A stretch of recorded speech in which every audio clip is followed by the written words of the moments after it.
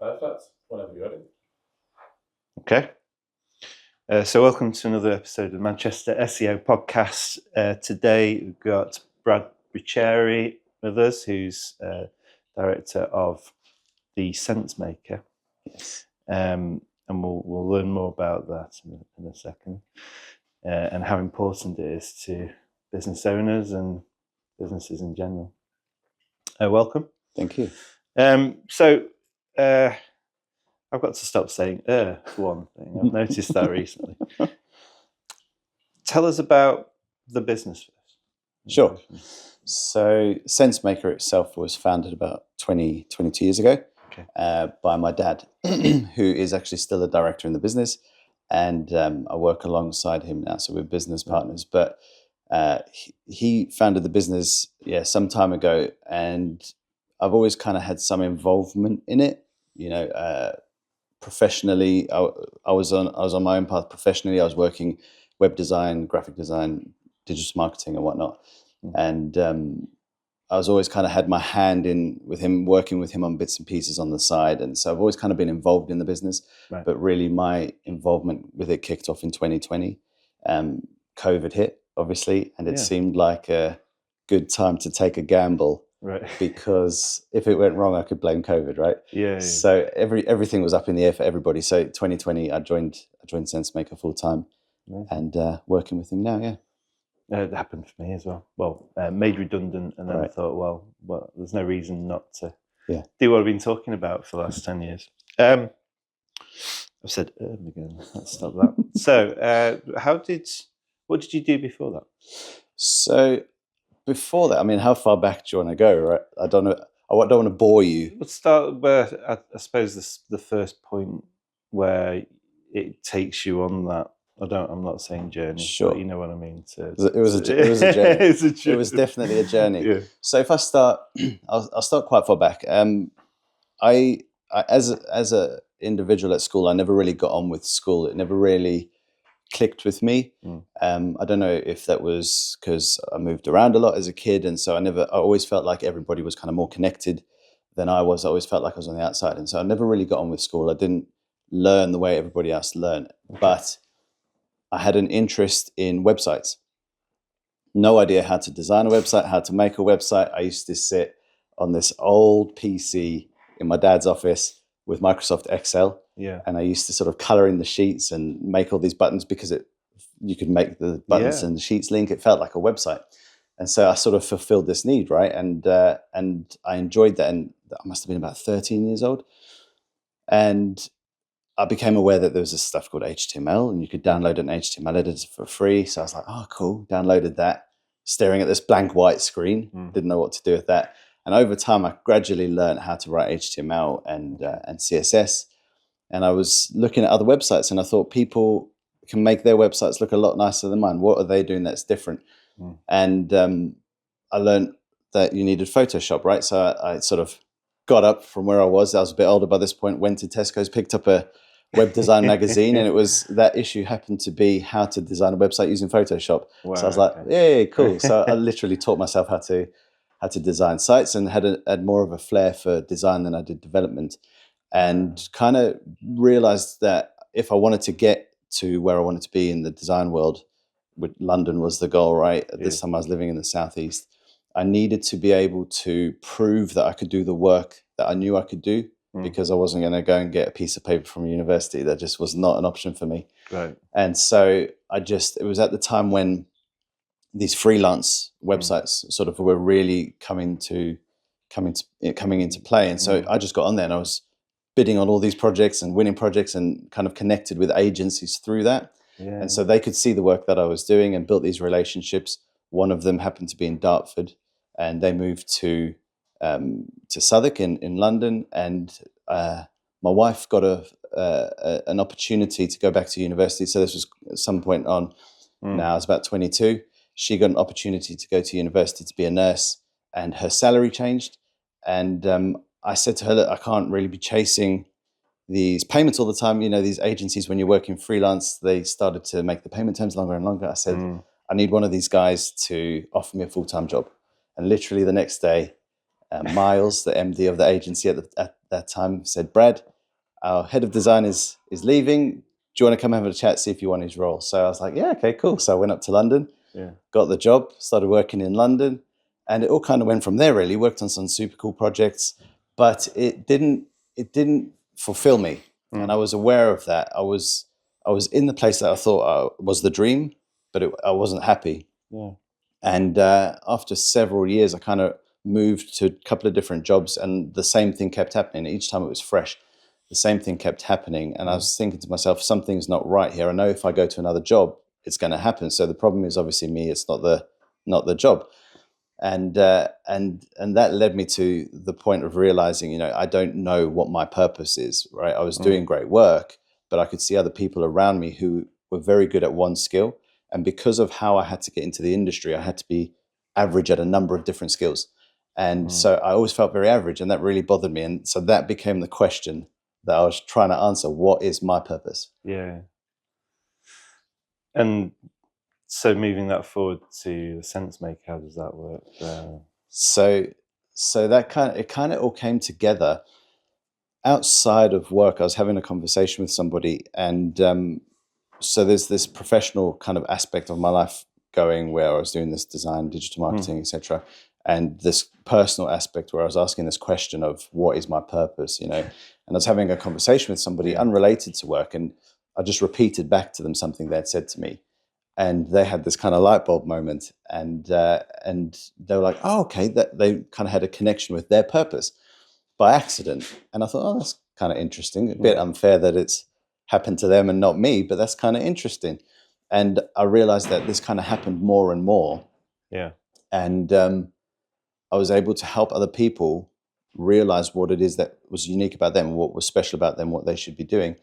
And I had this light bulb moment myself where I realized, hold on a minute, if I take my experience with marketing and my experience with making people understand what makes them unique, and I put those two things together, you can create a very unique business, right? You can find a very unique angle on a business because you're unique as an individual. There's no one like you. No one thinks exactly like you. No one has had the same journey as you, right? And so if we take that uniqueness and infuse it into the business is going to be unique. And so that's kind of how it all came together at that point in 2020 with my journey with SenseMaker. It's interesting because I have conversations with clients about the content on the website. Right. And there's a big thing really in terms of content on the internet, where in the advent of AI, there's a lot more content. Yeah. And even before that, content was really the main thing that would move the needle further than anything else. Yes. But if your content's the same as everyone else, then you're not going to rank. You just blend in. You have to tell people what you do and the way you do it, and who you are to make you individual. And if that content's really good, you'll rank higher. So it's a similar thing, really, isn't it? 100%. It fits in. One of the people always say to me, how do you know what to say to your audiences, right?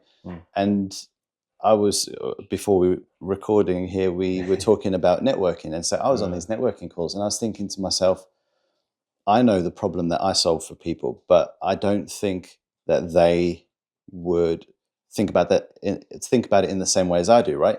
When you went into SEO and you go deep into a subject, you kind of get all technical on it, and then you turn around and you try and tell people this is the stuff that you got to do, but they don't have the same, we call it platforms of understanding in SenseMaker. They don't have those platforms of understanding, and so go straight over their head. And so I kind of was thinking about that, and I was saying they won't understand what I understand. So how are they talking about the problem I know that I can solve? And so I just started listening with my notepad, and it was online networking. I wasn't standing there with a notepad, but listening to what people were saying. And I was thinking to myself, that's interesting. They've talked about not knowing what to write on their website. I know that the problem they've got is they're not clear on what makes them unique and their message. They were saying, I don't feel confident speaking at a networking event. I know that comes down to not knowing how to articulate what they want to say. All these different things. And I was thinking to myself, that's very interesting. And so it fits perfectly with knowing how to make your content unique, because if you know what makes you unique, you just share that with people, and you share it in a way that appeals to them where they're at in their starting point. So what are the questions that your audience are asking? And then how can I tailor my content to answer those questions, bring them on a journey to a point where they get what I'm trying to tell them and explain to them? And it's a no-brainer for them to engage. I was talking with a lady who's on a previous episode, Helen T-Bay, who's a sales coach. Right. She says the same thing. Yeah. You know, and if you aren't clear on the value you provide to your clients, then there's no way you can communicate that to them or sell it to anyone or put content on a website or anything. Exactly. So it goes through the whole business, doesn't it? Exactly. And it can be so hard for us to put our finger on that ourselves, though. You know, I spent 22 years trying to do that for myself, you know, and we don't all have 22 years. It just so happened that fitted into my journey. So it was the right way for me to do it. But I tried other things, you know, I tried Simon Sinek, Start With Why, all this other stuff, but it just didn't connect with me. And I'm working with people at the moment who are very good at what they do. And to an extent, they help people do what I help them do, right? But in a different level, so like branding agencies and stuff like that. So not maybe to the same depth that I go to, but they could get close enough, and they struggle so much to put their finger on it because we're emotional creatures. And so when we try and be objective about ourselves and what makes us unique and what our purpose is, it's very difficult for us to not get in our own heads about it. And so to have somebody you can talk to and who can question you and interrogate your thinking, challenge your thinking, it's priceless. That's why mentors are so effective. Exactly. You find with any walk of life, whether it's sport or business, or it's that person that's able to evaluate themselves accurately, that honestly is probably the most successful at what they do. Yeah. Or can learn quicker. Yes. From mistakes, maybe. Yeah, and to learn to distance yourself from yourself and say, hold on a minute, that's not what I expected to happen. What caused that? And sort of, I find a lot of people, I don't know about you in the work that you do, but I find a lot of people tend to look at a result and then question the result rather than go deeper than that and say, okay, but what the factors that caused that result, how are they playing a part, you know, and really dig into it. I mean, the thing with my business is understanding what's happened, good or bad, and trying to evolve that into the strategy moving forward. Yeah. Like you say, it's the levels that are different. It's not just, that's gone down, you know, it's, well, why? Yeah. And what has caused that and how do we react to it? Is it us? Is it Google or is it a legal thing or whatever? But anyway, it's not about me. No, it's interesting. I like to find out. So yeah. Is it that communication is something that's poor in my industry? I think. Yeah. Something that I was always very good at was so I made my career in software, right? But I had a computer science degree, but not technical. Let's just say it wasn't something that was natural to me, but I could communicate what a technical person was talking about to someone who wasn't technical, and vice versa. Yeah. So that made me quite valuable. Yeah. That link. Luckily, because I wasn't doing anything else. So, like you, I was probably quite. Like you just said, I was quite average at a lot of things. Yeah. But I think all that together gives you a little bit. Well, it does. It does, and I've changed my perspective on it since realizing what I've realized. And I was speaking to a group of people the other day, and we had to go around, and somebody said, "Oh, let's go around and everybody tell us what your superpower is in business." And I said, "Well, mine's being average." And everybody was like, "Oh, what? What do you mean?" And I said, "Well, because I had to be average at a lot of different things. I can do one thing really well, and that's helping people to make sense." And the penny kind of dropped, but it's true. If you know how to leverage that in the right way, it can be a superpower. Yeah. Ruben Amorim, the new United manager, I was listening to an interview that he was doing, and they're saying, "What makes you good?" And he said, "Well, I was a team player. I played in every position apart from goalkeeper. I was on the bench. I understand the feelings of someone who's been dropped or what the worries are if they're in the team, and I know each player and what they should be doing and where they should be in the pitch, and that gives me an advantage. When I'm as a manager. I thought it was really interesting. Yeah, well, he's using leveraging the superpower, right? Yeah. And so he's going to be good as a manager because he understands it a lot of different areas. So yeah, I agree. So what kind of businesses do you work with? So we work with any business really. It's more we focus more on the problem that they're trying to solve. So SenseMaker itself, I'll kind of give you an overview of the whole business. SenseMaker itself, I imagine it as a sphere that is split into two halves. So the first half is the piece of work that I do, which is helping people to get clear on their message, be unique, get to a point where the competition noise drops down, and your ideal customer says, "Hold on a minute, you seem like the perfect choice." That's the part that I do, and the other half of the business is to do with business operations and optimizing the way the business runs to maximize cash output at the other side. So one is about standing out, attracting your ideal audience. The other one's about keeping as much cash as you can to do whatever you want to do with it. Well, an extra level to it, isn't it? It's not just the message, but how do you apply it? Yeah, exactly. Yeah. How do you have any examples of the results? So a couple of my favorite. I think if I start with this one, so there's a founder that we work with called Lauren. She founded a company called the Milky Tea Company, and it's a T-shirt for breastfeeding mums, right? And it's super cool. It's a super cool looking product. It looks really cool. You know, sometimes people can create these products and you think, oh, not sure about that, but you kind of you lay eyes on it and you think that's a cool product. Yeah. And the challenge that she had was that there's other breastfeeding tops out on the market. And so she was constantly competing with these companies in a place where it was down to a race on price, really. And, you know, people end up trying to sell based on the features of the product. So 100% organic cotton, a soft nylon zip so it doesn't scratch the baby's face. It's a secret zip down the side, trendy tops, upturned sleeves, stuff like that. And they start trying to convince potential buyers logically based on the features of the product. And so what we did when we worked with her on this, we kind of I always start with, I just call it the founder interview. I always start with an hour's interview with the founder at the start. And I just unpick all of their story and their journey. You know, what is it that's led them to this point? And I think we were saying before that it's really interesting to understand people's journeys up to the point of, you know, where they're at, what got them to be where they're at, what is that journey, what challenges did they have, what struggles did they have, what did they have to overcome. I like to understand all of that to get an insight into their motives, right? The why of why they created that business, and to look at that objectively. And so with unpacking that, we realized, Lauren and I together realized that actually her journey was a lot more than just creating a product for mums, right? She had a very challenging time at the start. Once her first daughter was born, she found it very difficult, you know, feeding in public, not comfortable with that.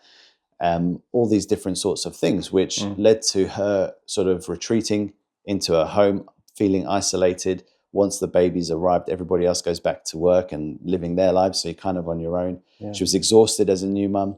All of these different things add up, and you get to this place where there's postnatal depression involved, all of these different things. And so she was looking at it from the perspective of not, how can I create a business just to make some money? She was actually solving the problem for herself first. And so she thought, I've tried these aprons or the muslins that you put over the baby's head. They're big and clunky. I don't like these other breastfeeding tops. They're not what I would have worn before I was pregnant. They're sort of a bit frumpy with these buttons and flaps everywhere. Yeah. And so she said, right, I need to make myself something that I would feel comfortable in. And she set about on this journey, which was an epic journey actually for her, to create this product. It's got a custom design and everything to be able to fit these zips in a secret way. Sure. And when she realized that product she created was as a result of all of the struggle and pain that she had been through, it totally flipped the script of how she was trying to sell it, in the sense that she realized actually the reason that she couldn't give up on her business was because she knows how challenging her journey was, and there's other mums, new mums, that are in the position that she was once in. And so if she can help them experience the transformation that she experienced, it makes it all worth it. And so now, for example, if somebody puts on a comment on Facebook, this is £35, it's not something that's necessary, you don't even need these kind of tops, blah, blah, blah. She would have defended it before and got into an argument on price, justifying the price. But now she just says to people, you're right, you don't need it, it's not essential. But let me tell you why I created this product, right? I created it, and she tells her story. And straight away, that silences the noise of the competition, because the features become a nice to have. That's a bonus, right? 100% organic cotton. And people who are in the position she was in hear that story and think, this lady gets me, right? Let me invest in what she's got here, because she knows what I'm going through and she's going to help me get to where I want to be. And so I love to work with those people who have experienced the transformation themselves, and now they're wanting to help people who are stuck where they once were to have that same transformation. Sounds very like start my business. There wasn't as much breastfeeding, but I got into SEO because I was ripped off by an agency. Right. Essentially, I say that I paid a lot of money and no work was done. Clarify that a little bit. And so my story is that I had to look into it. I was kind of technical, and then I started the business, not wanting that to happen to anyone else, and to give more clarity to this world of black magic that people think is SEO. And it's a similar thing. Once you tell people that, it gives you more credibility and more value that you care about what you do. Makes sense. Exactly, right? That's actually one of the things we listen out for when we're talking to people. If they say, "Oh, that makes sense," we know that we're on the right track with the work we're doing. But I agree completely. And the thing that is interesting for me is that if you broadcast that message, right, loud enough for long enough, you're going to get to a point where people who are in that position that you were in, who feel like they had a bad experience with an SEO agency or were burnt by an SEO agency, they're going to think, hold on a minute, I feel like I can trust this guy because he knows where I've been. Let me speak with him. And so straight away there, everything is focused in on a very specific audience. There are other people that are probably going to use your service, but it just gives you somewhere to focus your message, your content. And I think that is what a lot of people struggle with, is who to speak to and how do I speak to them? Yeah. It helps because I start working with people that would never touch it ever again. Yeah.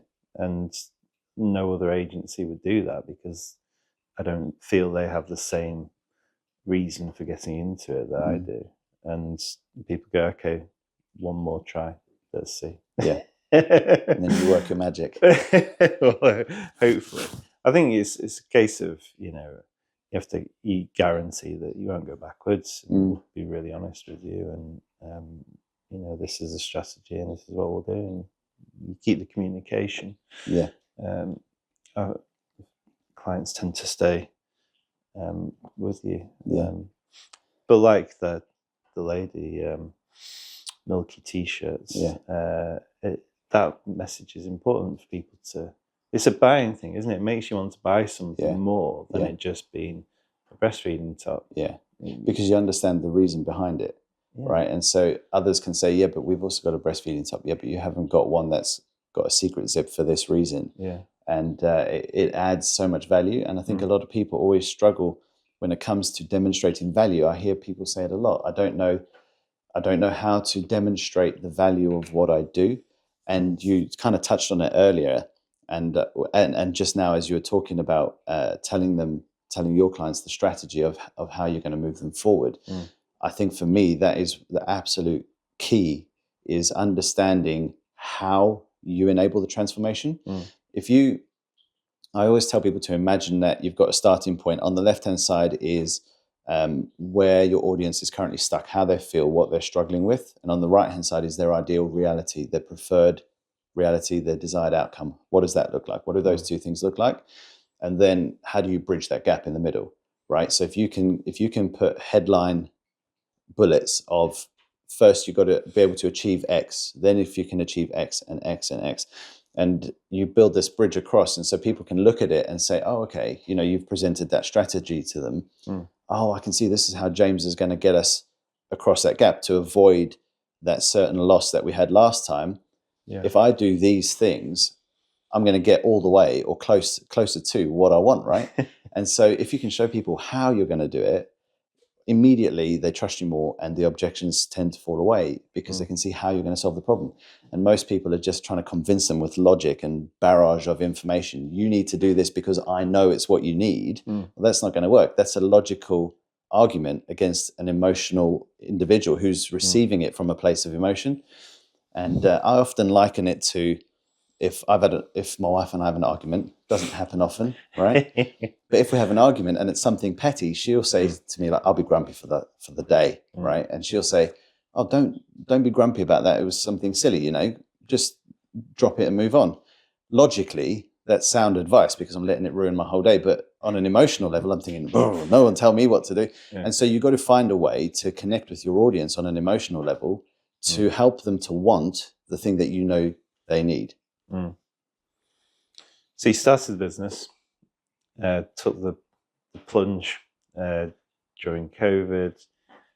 What was the strategy? What did you do to try and get it going? Yeah, no, that's a good question. Not a glamorous answer. So yeah, COVID happened, and my wife said to me, you know, you should do this, and I was like, yeah, it sounds like a good idea, but I'm not sure.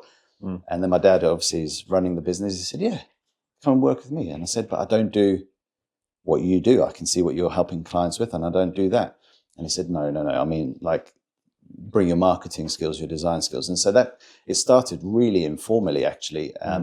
I just started doing a bit of digital design work for people, helping them. So like you said, I also was in a position before that, the job that I left to go to SenseMaker, I was in a position where I was kind of bridging the gap between technical and creative. So I built a small in-house marketing team at this business. And so I was working with the developer, the SEO, paid search, etc. And I was sort of translating all the technical speak for the directors of the business. And so I was helping people understand their Google Analytics a little bit more, just lots of bits and pieces, really.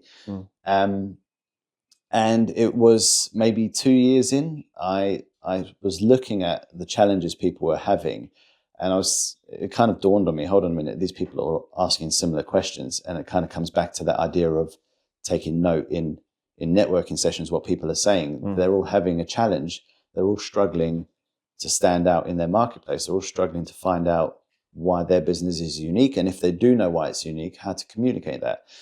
And so it was kind of a process where I just took a step back and started thinking through my journey and some of those deeper questions that you need to ask. Like I would say to myself, well, if these businesses are different, why are they struggling to stand out? And just interrogating that. And I put together a series of questions that I could ask them to kind of get to the root of what makes them unique and why that's important to communicate. And it just grew and grew and grew into the program that I've got now, which I call Message Clarifier. So, yeah. Amazing. It's funny when you're talking, it takes me, I'm thinking about situations that I've had and I was looking at the logo thinking, yeah, that was a similar kind of process as well with the designers. So like, well, what are you, why? And he came back with that, which was very eye-catching, I think. Seems to be everywhere. We add more screens to each episode. Next time it's just going to be the full wall. Is going to be the full logo. So outside of work, what interests you? Oh, not much. To be honest with you, I mean, I do quite enjoy. I love spending time with my family. Sure. I've got my wife and my daughter and my son. My daughter's 9 on Sunday. My son is 7 in July, just gone. Right. And I like to spend time with them. If I'm not working, my wife's a nurse. She does a lot of night shifts. And so I have an excuse to sit at my computer and do what I enjoy. And I think that's something that's quite refreshing for me. I don't know about you, but I could never wait to clock off of work, and anything extra used to destroy me, right? But I love what I do so much, and it sounds so cliche that any chance I get, I'm sitting there and I'm working on the business. I mean, especially since 2020 when I joined, the business, the shape of the business, and what we're actually offering people has transformed so much and matured so much that our website does not represent what we do anymore. Yeah. And so, like, getting these opportunities, especially around Christmas, where everything goes kind of quiet, to sort of work on that and to develop that.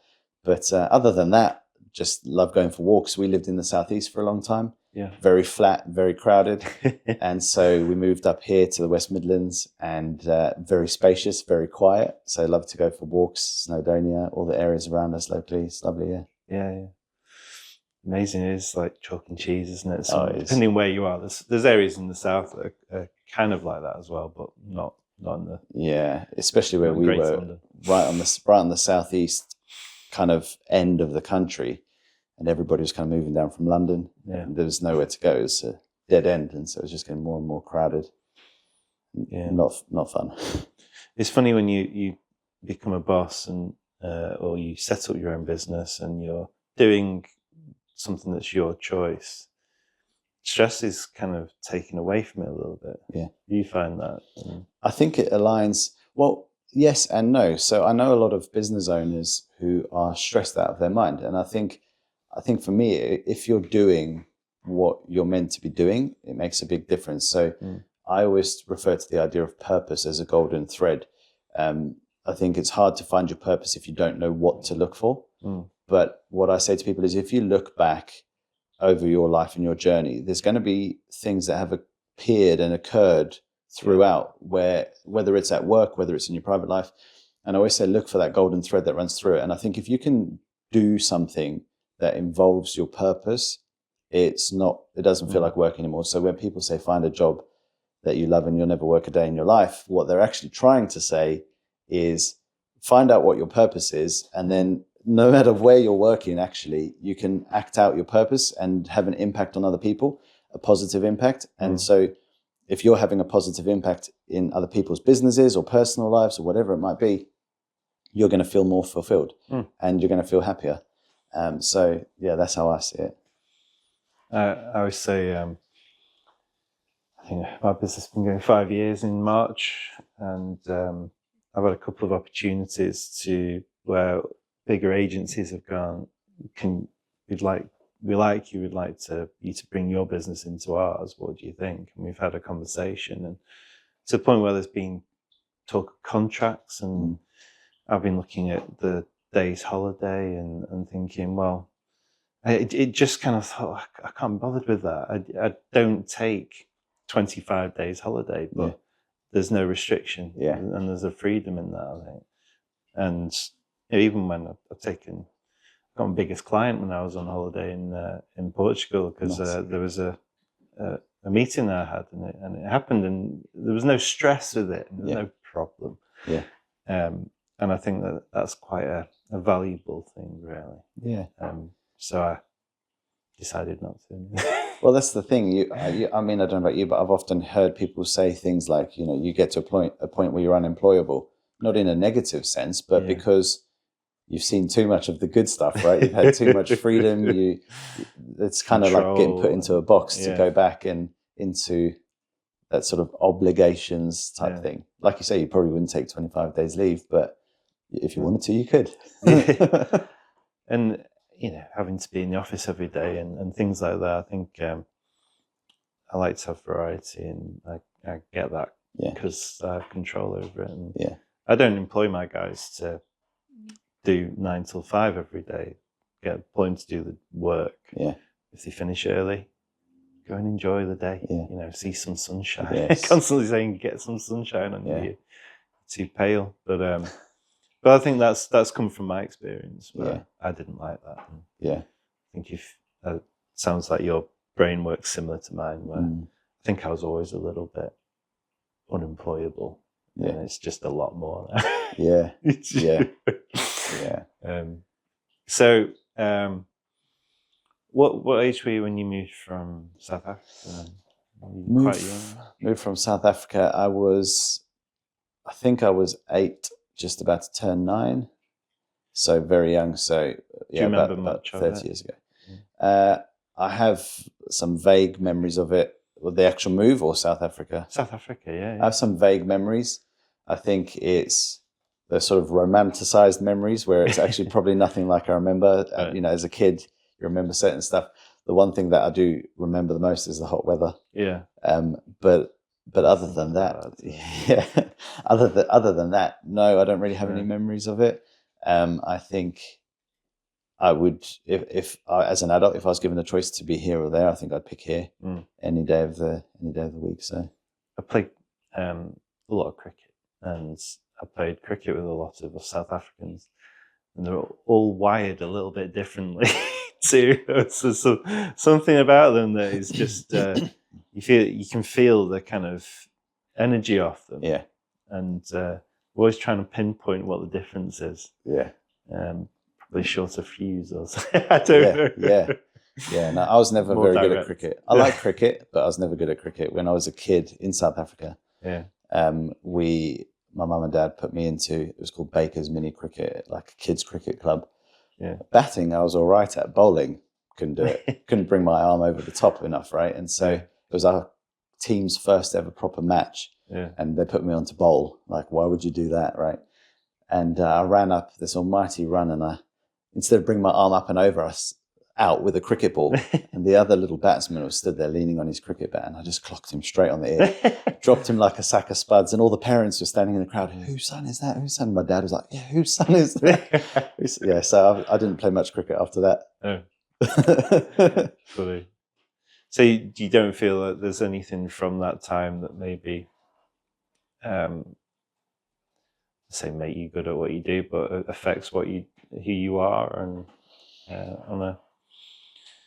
I don't know. I think possibly a big move, maybe. Yeah, possibly. I think it could actually. So possibly when we moved, you start school a little bit later in South Africa. So when I came to the UK, a young kid, I was very shy anyway. To have moved that far to a different country and then to start a different school where you know that they've all been doing things for longer than you have, it was very daunting. And so I struggled with that, and that's why I said at the start, I always felt like I was kind of on the outside. So we moved up to the Midlands here first, Stourport and Severn, not super far from here. Went to school there, and then we moved down to the southeast. So I moved to a lot of different schools, even in the UK. Right. And I don't think any of that helped with the confidence issue, but what it did do was get me comfortable with being in my own head. And because I wanted to be on my own, I was quite happy. I was quite happy being by myself, right? And so I got to the point, like we were saying before, where you're able to sort of separate yourself from yourself and be objective about things and question, why am I doing this? Why am I doing that? And so in that respect, I think it was probably very helpful for me. I've always thought I didn't move schools as much as that, but I went from quite a calm area to an estate where there was running battles with other schools and other estates, and I was like, why am I here?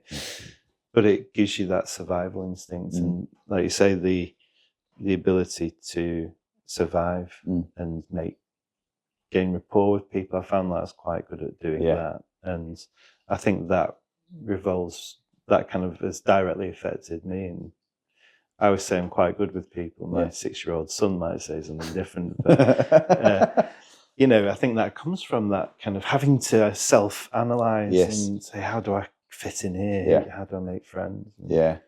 And doing that. Yeah, I agree, 100%. I think you don't realize how much those early years, how much impact they have actually.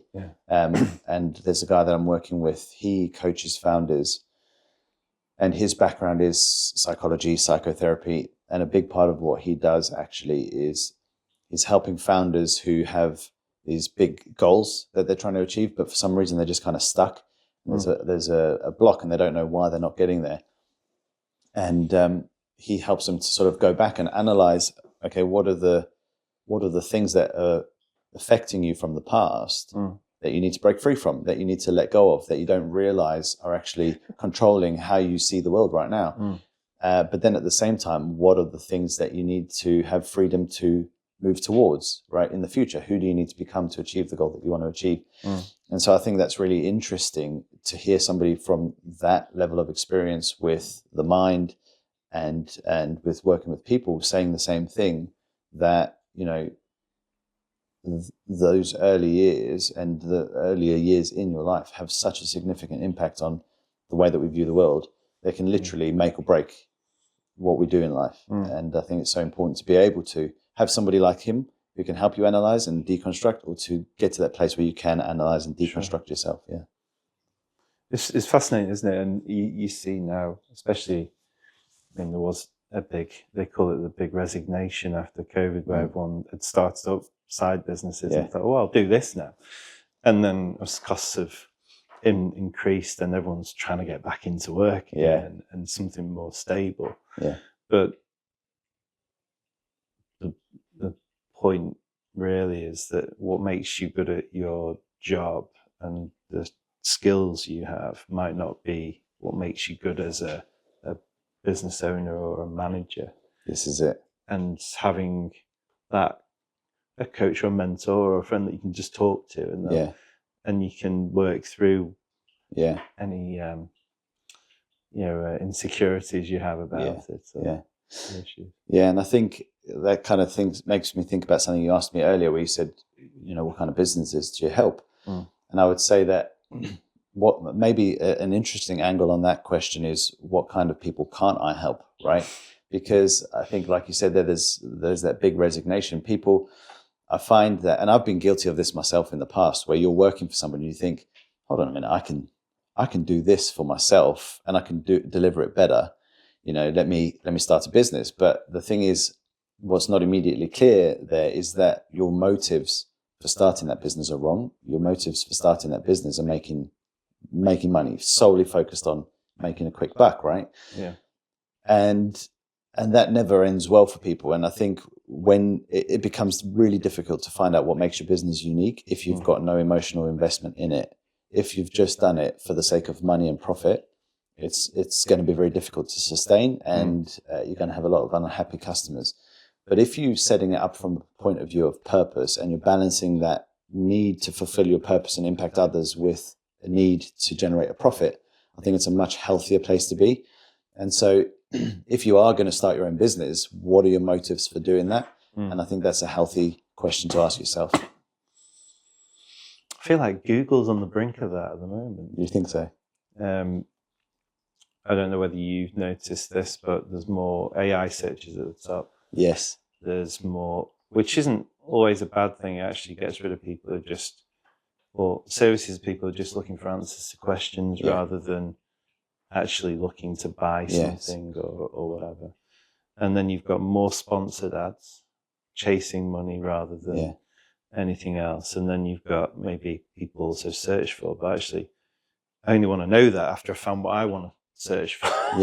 And that's down at the bottom half of the page. And I feel like people are we're getting more traffic through Bing, there's more through DuckDuckGo and or similar.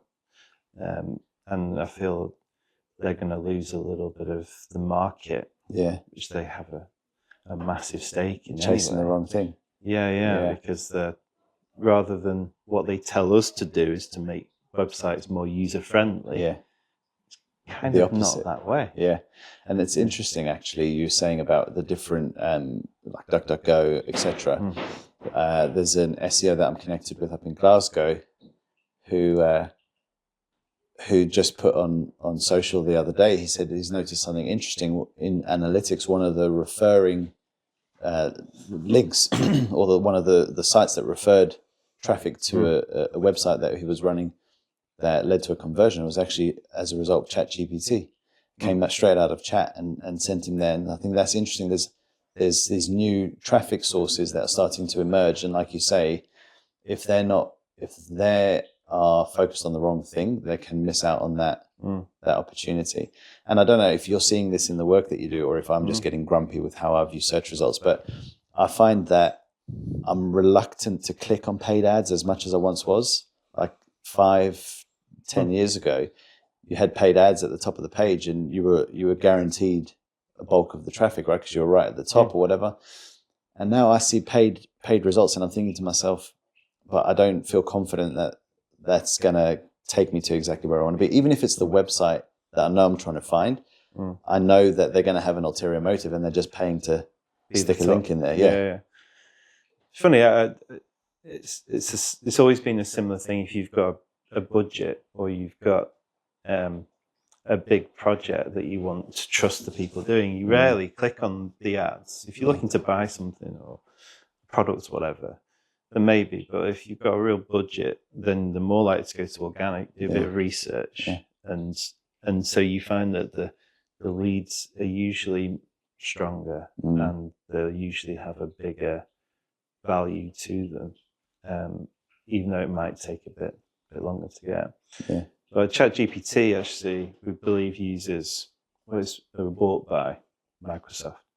It uses results from Bing. Okay. Doesn't use Google results, and that's another reason we feel that Bing's becoming stronger because of that initial move over. Yeah. It's interesting. It is. And it's trying to, the biggest issue we have is like looking at traffic, trying to understand, well, what's happening. Yeah. And why. Yeah. And, oh, right, okay, well, that must be because of that. And no one really knows, but, you can just make a good educated guess. That's the thing. Do you think it's more so like that now, or is that just how you see things in general with SEO? It's more like that now than it was last month, and more than it's like that. It's changing that fast every day. It's mad at the moment. The interesting thing is, we had Sam Penny on, who is an Australian SEO. Well, he's English, but he's lives in Australia. And he said that actually the buying intent of someone is greater because they've taken the effort to go further down the results and go to your site. Yeah. They're more likely to buy something because of that, which I thought was really interesting. Yeah, it is. It is. Or if you're a little bit like me and you are aware that every click on a paid ad costs someone budget, you think, oh, I know I'm looking for them. Let me just scroll down to the organic result and click on that, save them a bit of cash. So yeah, definitely. But there were, in the past, before the likes of Google were monitoring IP addresses and stuff, you'd have businesses that were set up with people just clicking on ads. Yeah. That's so bad. It's an unbelievable world. I know. Yeah. The marketing world, as you know. So, moving forward, what's the plans for the business? Yeah. So I mean, we're excited about 2025. I think that 24 for us was a growth year in the sense that it's the year that Message Clarifier program officially came out. There's all kinds of other things that we're working on behind closed doors at the moment. They're in development for schools, education for schools and going into schools. And there's some big things happening there, which is super exciting. I think, especially with my view on schools, right, based on what I said at the start, I think there's a big gap in schools for education that helps kids who are predisposed to be entrepreneurs to think like an entrepreneur and to understand what's involved with having a business early on, so that if they get to the point where they've done their GCSEs and they've done sixth form or college and they're not academic, they don't want to go to university or something like that, they've got the skills that they need to be able to make a business, start a business, make a business, and have good financial literacy, to understand how to make a business unique, to understand how to run and operate your business, and I think there's a huge gap for that. And so that's something exciting that we're working on. But I think the end of this year, from my perspective in the business, is about consolidation. So we've had a big year of extending, of growth. Like kind of the example we use is like an inchworm, right? Where the front of the worm moves forward and then the back of the worm has to catch up. And so this period over Christmas and New Year, I like to use that time to kind of bring the back of the worm up to the front and to catch up, ready to go for next year and just full steam ahead, really. Amazing. Yeah. Well, good luck with it all. Thank you. Thank you for coming on the pod. Thanks for having me. Yeah, no, it it's been good. take us a bit of time, didn't it? Because of my my errors, but well, my work with numbers and dates is not great. So it's been a really fascinating conversation. Yeah, thank you. Thank you. You wait. Right.